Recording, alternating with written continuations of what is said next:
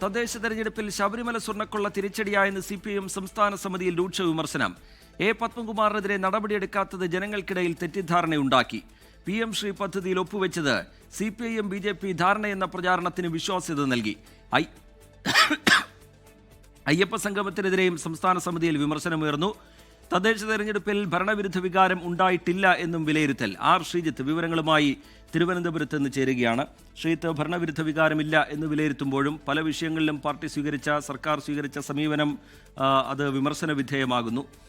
ശബരിമല സ്വർണ്ണക്കൊള്ളയിലാണെങ്കിൽ അതിരൂക്ഷ വിമർശനം സംസ്ഥാന സമിതിയിൽ ഉയരുന്നുണ്ട്. അതുപോലെ PM ശ്രീ പദ്ധതിയിൽ ഒപ്പിട്ടതിലും കൂടുതൽ വിവരങ്ങൾ പുറത്തു വരുന്നുണ്ടോ? വിശദാംശങ്ങൾ R. ശ്രീജിത്ത്.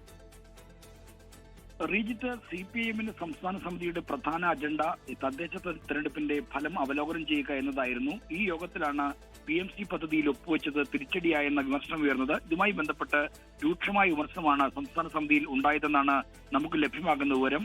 CPM BJP ധാരണ എന്ന UDF പ്രചാരണത്തിന് ഒരളവ് വരെ വിശ്വാസ്യത കിട്ടി. ഇതിന് കാരണം PMC പദ്ധതിയുടെ ധാരണാപത്രത്തിൽ ഒപ്പുവെച്ചതാണെന്നാണ് സംസ്ഥാന സമിതി അംഗങ്ങൾ പൊതുവെ ഉന്നയിച്ച വിമർശനം. ശബരിമല സ്വർണ്ണക്കൊള്ളയുമായി ബന്ധപ്പെട്ട് അറസ്റ്റിലായ A പത്മകുമാറിനെതിരെ നടപടിയെടുക്കാത്തത് തെറ്റിദ്ധാരണ ഉണ്ടാക്കിയെന്ന വിമർശനവും സംസ്ഥാന സമിതിയിൽ ഉണ്ടായി.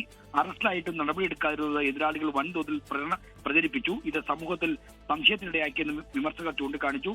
അയ്യപ്പ സംഗമത്തിനെതിരെയും CPIM സംസ്ഥാന സമിതിയിൽ വിമർശനം വന്നു. ഇടതു സർക്കാർ അയ്യപ്പ സംഗമം സംഘടിപ്പിച്ചത് വേറെ നിലയിൽ വ്യാഖ്യാനിക്കപ്പെട്ടുവെന്നാണ് ചർച്ചയിൽ പങ്കെടുത്ത സംസ്ഥാന സമിതി അംഗങ്ങൾ പറഞ്ഞത്. പിന്നീട് പുറത്തുവന്ന സ്വർണ്ണക്കൊള്ളയും ഈ വ്യാഖ്യാനങ്ങൾക്ക് ആക്കം കൂട്ടിയെന്നും വിമർശകർ ചൂണ്ടിക്കാട്ടി.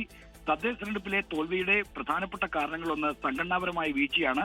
ജയിക്കുമെന്ന അമിതമായ ആത്മവിശ്വാസത്തിൽ പ്രവർത്തകരും നേതാക്കളുമെല്ലാം ഒരു ആലസ്യത്തിലായിരുന്നു. ഈ തദ്ദേശ തെരഞ്ഞെടുപ്പിൽ പ്രധാനപ്പെട്ട രീതിയിൽ തിരിച്ചടി ഉണ്ടാക്കിയത് ഈ ആലസ്യം തന്നെയാണ് എന്നാണ് വിമർശകർ ചൂണ്ടിക്കാണിച്ചത്. സർക്കാർ ആനുകൂല്യങ്ങൾ പ്രഖ്യാപിച്ചതോടെ ജയം ഉറപ്പിച്ച മട്ടിലായിരുന്നു പ്രവർത്തനം. ഇത് പ്രവർത്തകരെ അലസരാക്കി. ജയിക്കുമെന്ന അമിത ആത്മവിശ്വാസം സ്ഥാനാർത്ഥി നിർണയത്തെയും ബാധിച്ചു. സ്ഥാനാർത്ഥികളാവാനുള്ള ഒരു വലിയ തോതിലുള്ള തള്ളിക്കയറ്റമാണ് എല്ലായിടത്തും ഉണ്ടായത്. ഇതും പ്രശ്നങ്ങൾക്ക് വഴിവെച്ചുവെന്ന് സംസ്ഥാന സമിതി അംഗങ്ങൾ ചർച്ചയിൽ പങ്കെടുത്തുകൊണ്ട് പറഞ്ഞു. പാർട്ടിയുടെ സോഷ്യൽ മീഡിയ വിഭാഗം തികഞ്ഞ പരാജയമാണെന്ന വിമർശനവും യോഗത്തിലുണ്ടായി. സമൂഹ മാധ്യമങ്ങളിലെ എതിർ പ്രചാരണങ്ങളെ പ്രതിരോധിക്കുന്നതിൽ പരാജയപ്പെട്ടു. UDFന്റെ സംവിധാനങ്ങളോട് കിടപിടിക്കുന്ന തരത്തിലുള്ള പ്രതിരോധം തീർക്കാനായില്ലെന്നും വിമർശനം ഉണ്ടായിട്ടുണ്ട്.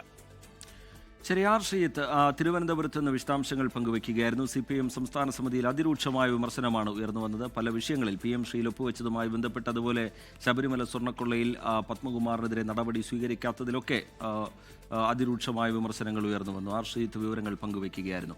ലോകത്തെവിടെയായാലും ഏത് സമയത്തും 24 വാർത്തകളും ഓഗ്മെന്റഡ് റിയാലിറ്റി പാക്കേജുകളും എക്സ്പ്ലെയിനറുകളും വിശദമായി കാണാൻ ഞങ്ങളുടെ YouTube ചാനൽ നിങ്ങൾക്ക് സബ്സ്ക്രൈബ് ചെയ്യാം.